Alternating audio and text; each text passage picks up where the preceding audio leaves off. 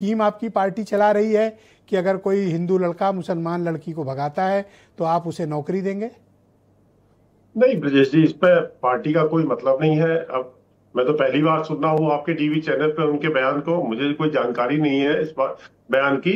लेकिन इसमें पार्टी को जोड़ना, एसोसिएट करना उचित नहीं रहेगा। ये पार्टी लाइन की बात नहीं है।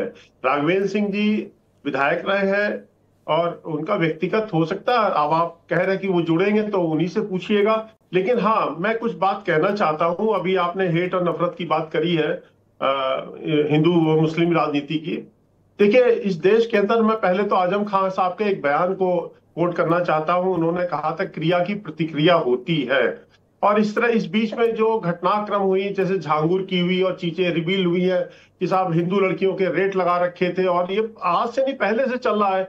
लव जिहाद को लेकर केरल में भी वहां की सरकार ने हाईकोर्ट में गए थे। तो ये देखिए, ये कोई ढका छुपा खेल नहीं है। और असीम मकार भाई बैठे हुए हैं, उनके नेता ने कहा था कि 15 मिनट का हमें समय दे दीजिए तो हम पता नहीं क्या कर डालेंगे।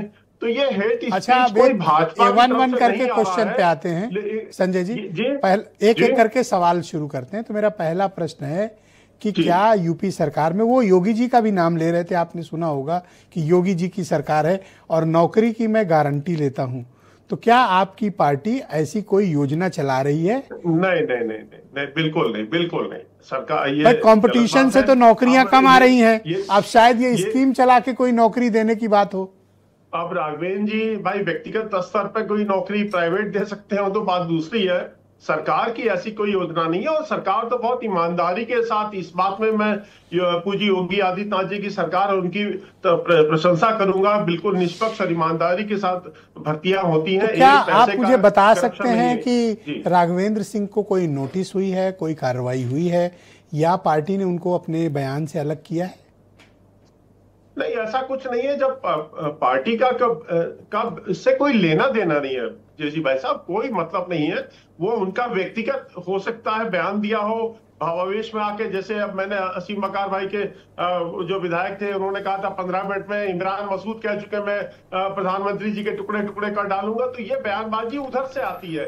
और देखिए, एक बात मैं एक और स्पष्ट कहना चाहता हूँ, मुझे आप उससे मत जोड़िएगा, लेकिन हिंदू समाज में इस बात को लेकर आक्रोश है कि जिस तरह से उनकी बच्चियों के साथ जो घटनाक्रम होता है, उनके साथ लव जिहाद के नाम पर जो चीजें हो रही हैं, जो उनके रेट लगाए जा रहे हैं, एक सभ्य समाज में बहुत अपमानजनक स्थिति हिंदू महसूस करता है। और हो सकता है राघवेंद्र जी ने इसी आवेश में आके इस तरह का बयान दिया होगा।